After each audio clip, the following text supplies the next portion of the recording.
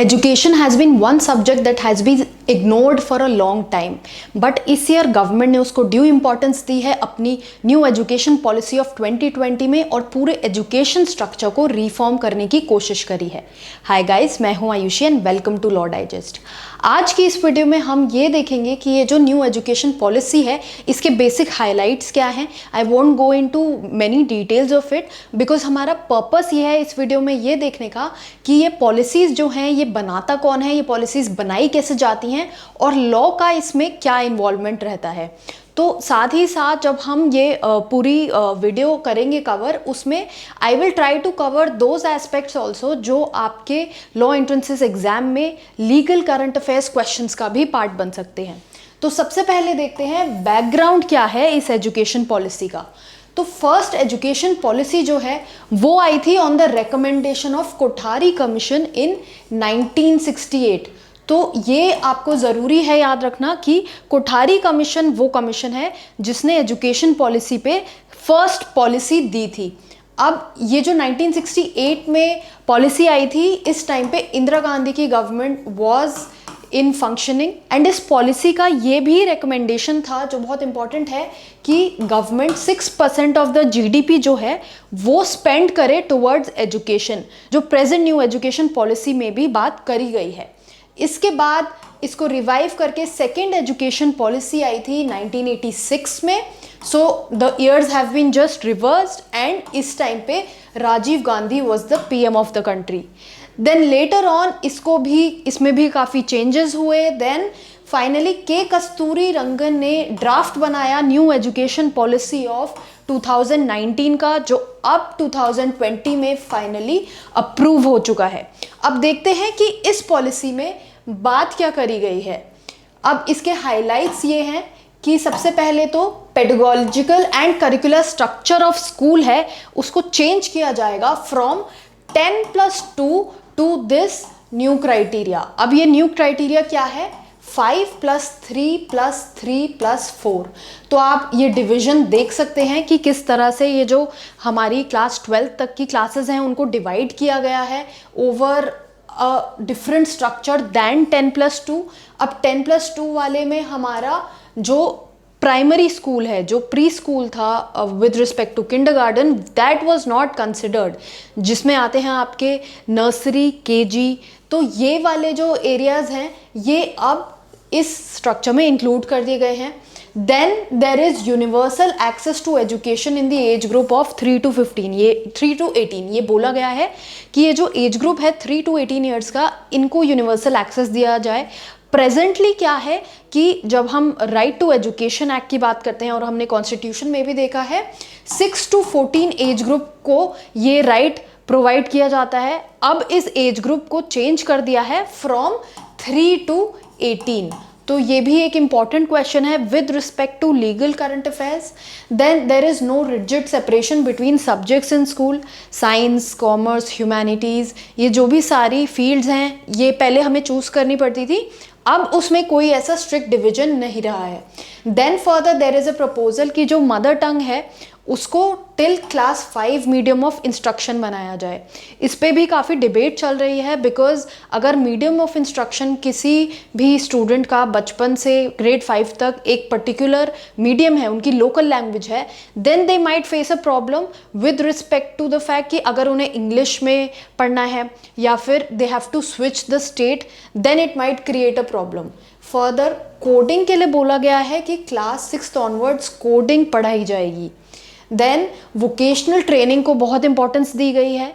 ये बोला गया है वोकेशनल ट्रेनिंग को लेकर इंटर्नशिप्स वगैरह ग्रेड 6 से ही प्रोवाइड कराई जाएं। वोकेशनल ट्रेनिंग में आपके ये जो एरियाज़ हैं जैसे प्लम्बिंग है, पॉटरी है, ये सारी चीज़ें आती हैं और इनकी अपॉर्चुनिटी आपको प्रोवाइड करी जाएगी। देन फर्दर बोर्ड एग्ज़ाम्स जो हैं उनको थोड़ा ईजी बनाने की कोशिश करी जाएगी and you will be given 2 attempts। Then further there is a proposal कि HRD मिनिस्ट्री जो है, ह्यूमन रिसोर्स डेवलपमेंट मिनिस्ट्री का नाम HRD मिनिस्ट्री से चेंज करके मिनिस्ट्री ऑफ एजुकेशन बना दिया जाए। Then further national professional standard of teaching to be develop for teachers. तो टीचर्स के लिए एक प्रोफेशनल स्टैंडर्ड बनाया जाएगा, कोड बनाया जाएगा कि किस तरह से उनको टीचिंग देनी चाहिए, एंड उनकी ट्रेनिंग के बारे में भी provisions have been made in this policy. Further, National Higher Education Regulatory Council is to function as a single point regulator. ये एक regulatory body बनाई गई है higher education areas में, and this will function as a regulator and check कि किस तरह से एजुकेशन गवर्न हो रही है, excluding medical and legal education. You all no medical education के लिए रेगुलेटर ऑलरेडी एग्जिस्ट करता है, medical council of India, and bar council of India exist for legal education. ये भी आपके लीगल करंट अफेयर्स का पार्ट बन सकता है, क्वेश्चन आ सकता है कि न्यू एजुकेशन पॉलिसी के बाद लीगल एजुकेशन का रेगुलेटर कौन होगा। So this might be there to confuse you, but you have to remember कि ये जो रेगुलेटर है for that legal education doesn't come under its ambit. इसके बाद एमफिल की डिग्री को भी डिसकंटिन्यू किया जाएगा। तो अगर आप लॉ रिसर्च वगैरह में इंटरेस्टेड हैं then this is a good option. Further, all higher education institute like IITs to become multi disciplinary. तो इसमें क्या होगा, ये जो हायर इंस्टीट्यूट्स हैं इसमें आप अभी तक नॉर्मली 3 years हमारा ग्रेजुएशन का प्रोग्राम होता है। अब क्या होगा, अगर आप फर्स्ट ईयर में पढ़ते हैं and then you will be provided the opportunity to exit, आप एग्जिट कर सकते हैं and you will get a certificate for that. 2 साल करते हैं तो डिप्लोमा, 3 years करते हैं तो बैचलर्स डिग्री, एंड 4 years करते हैं तो बैचलर्स विद रिसर्च की डिग्री मिलेगी। Then further, increase in government funding of education to 6% of GDP, जो कि अभी हमने बात करी थी कि कोठारी कमीशन ने भी पहले ये ही प्रोपोजिशन दिया था।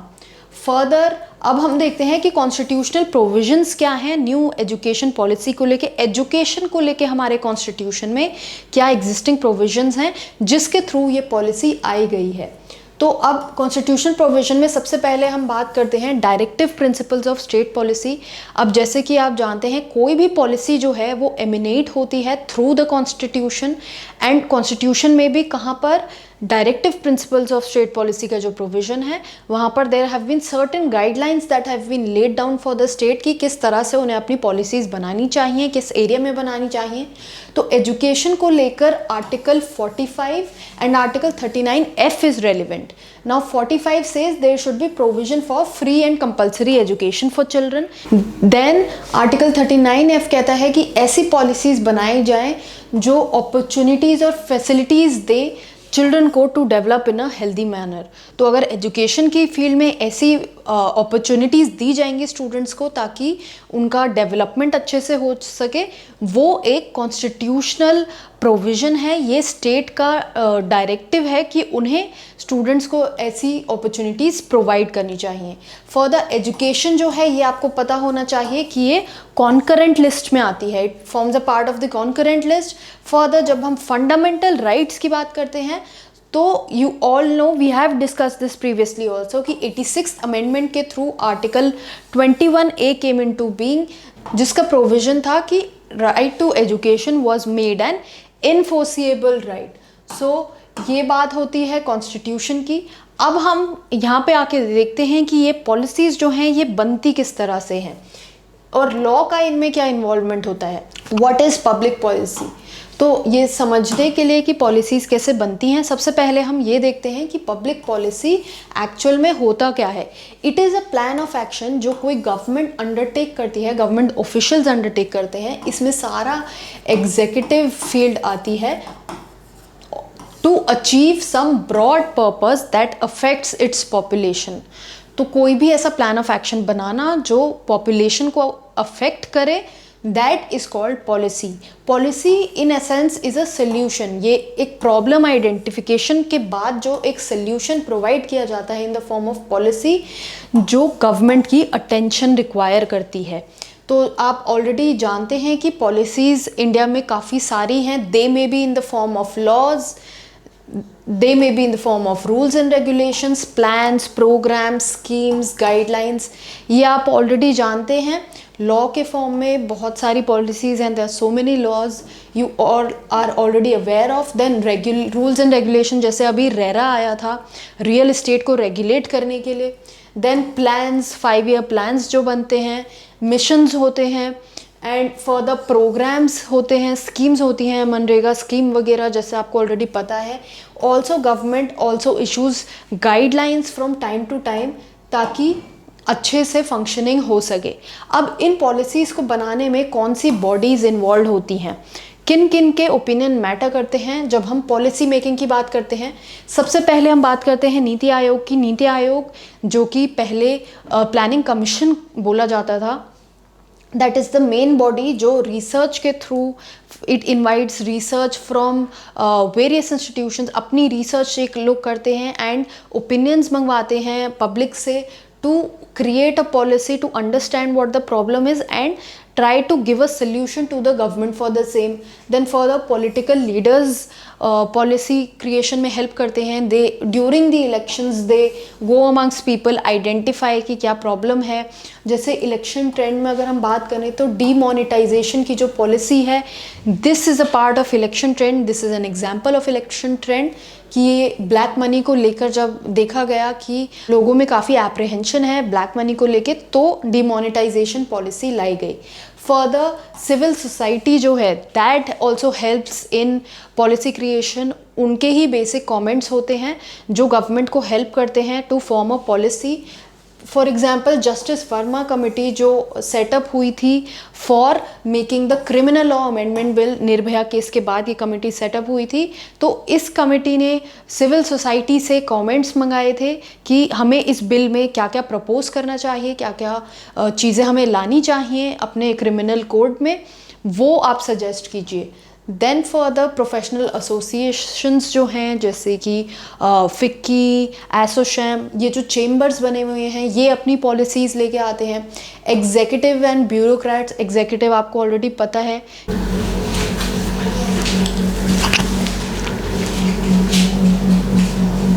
जैसे आपको पता है एग्जीक्यूटिव की जब हम बात करते हैं तो civil servants play a very important role. जब हम डेलीगेटेड लेजिस्लेशन के बारे में बोलते हैं तो उसका मतलब यही होता है कि सिविल सर्वेंट्स जो हैं वो एक्चुअल में जाके ऑपरेशनल रूल्स एंड रेगुलेशंस बनाते हैं इन पॉलिसीज़ को लेके। नेक्स्ट है पार्लियामेंट एंड इट्स कमिटीज़। तो parliament as you all know is the supreme legislative body in this country. तो पार्लियामेंट ऑब्वियसली लॉज बनाती है that are in form of policies. कुछ पॉलिसीज़ ऐसी होती हैं जिन्हें लेजिस्लेटिव बैकिंग की ज़रूरत होती है तो वो लॉ की फॉर्म में आती हैं, ये अभी हम आगे देखेंगे। Further there are various committees that are establish from time to look into a specific matter and वो कमिटीज़ भी पॉलिसीज़ लेके आती हैं। Then judiciary as you all know अपने केस डिसीजंस के थ्रू भी पॉलिसी इस्टेब्लिश कर सकती है। जैसे हमने देखा था इंदिरा साहनी के केस में the concept of creamy layer was introduced, it was made a policy that happened through judiciary. And finally media, आजकल media be it print be it social media is a very important factor जब हम policy की बात करते हैं। They exert pressure on the government, they function as pressure groups ताकि government policy लेके आए understanding the problem of the population of the country. Next हम देखते हैं कि ये पूरा स्टेजेस क्या होते हैं, पॉलिसी फॉर्मुलेशन के क्या स्टेजेस हैं, एक पॉलिसी को बनाने के लिए वो किस स्टेप्स के थ्रू गुजरती है। सबसे पहले बात आती है प्रॉब्लम आइडेंटिफिकेशन की। तो ये जो है जैसा कि अभी आपने देखा there are various bodies that are involved in policy making.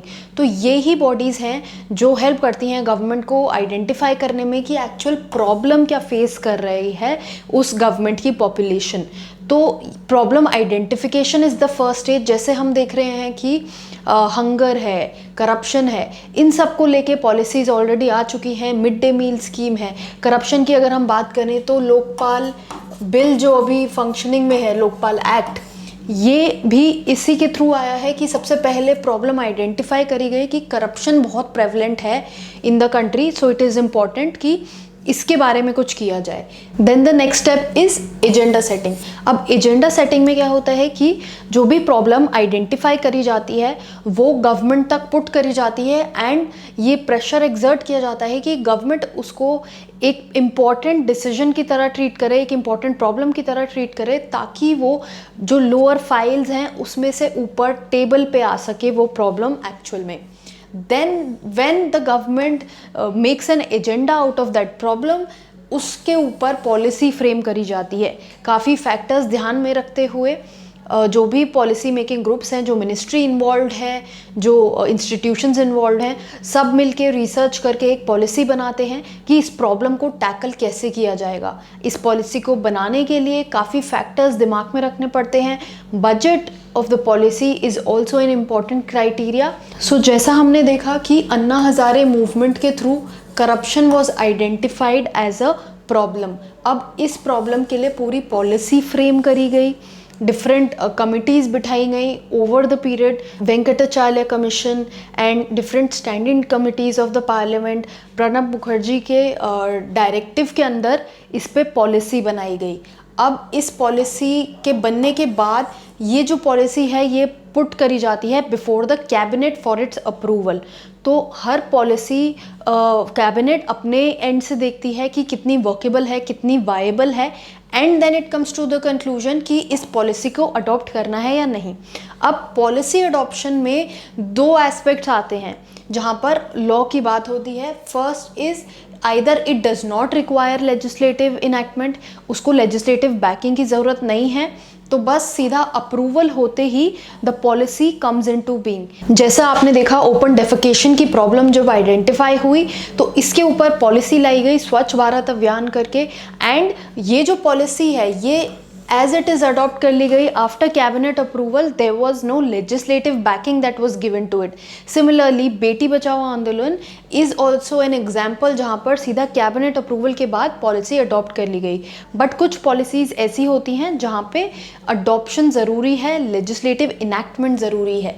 तो इसके लिए क्या होता है, legislative enactment के लिए बिल प्रपोज किया जाता है, पूरा एक ड्राफ्ट प्रिपेयर किया जाता है एंड पूरा लॉ ले डाउन होता है, उसमें पूरा प्रोसेस क्या है, एंड फर्दर उस बिल को फिर मूव किया जाता है before the houses of the parliament. उस पर रिकमेंडेशंस इनवाइट करी जाती हैं, पूरे प्रोसेस को फर्दर चेंज करके finally it comes into an act. तो जैसे अब हम लोकपाल बिल की बात कर रहे हैं, तो ये लोकपाल बिल हो तो गया था 2011 में ही ड्राफ्ट, बट इसमें फर्दर चेंजेस आते गए 2013 में, 2016 में, एंड फाइनली 2016 में it came into an act. And then the next stage comes for implementation. Implementation stage में वो जो एक्ट हैं उसके प्रोविजंस को इन्फोर्स किया जाता है। तो जैसे कि इम्प्लीमेंटेशन स्टेज में लोकपाल बिल में हमने अभी फ़िलहाल में देखा है 2019 में the first Lokpal of India was appointed to help the country and its people to deal with this problem of corruption, जहाँ पर एक इंडिपेंडेंट बॉडी बनाई गई लोकपाल के फॉर्म में एंड स्टेट में लोकायुक्ता फॉर्म में to look after the corruption cases. So इस तरह से पॉलिसी फंक्शन करती है इंडिया में। ये स्टेजेस हैं पॉलिसी के, एंड जहाँ पर हम लॉ की बात कर रहे हैं, ये जो एरिया है बिल और एक्ट के बारे में, आई होप कि आपको ये पता ही होगा कि कितने बिल्स होते हैं, कैसे बिल्स होते हैं, कैसे वो पास किए जाते हैं। कुछ बिल्स ऐसे हैं जो सिर्फ लोकसभा में मूव किए जाते हैं। तो ये अगर इन चीज़ों के ऊपर आपको फर्दर क्लैरिटी चाहिए and you are not aware of the same, then do let me know in the comment section, I will make a separate video for it. And in case इस वीडियो में आपको कोई further doubt है, कोई clarification चाहिए, then you can ask for the same in the comment box below. And if you like this video, do hit the like button, subscribe to this channel and press the bell icon.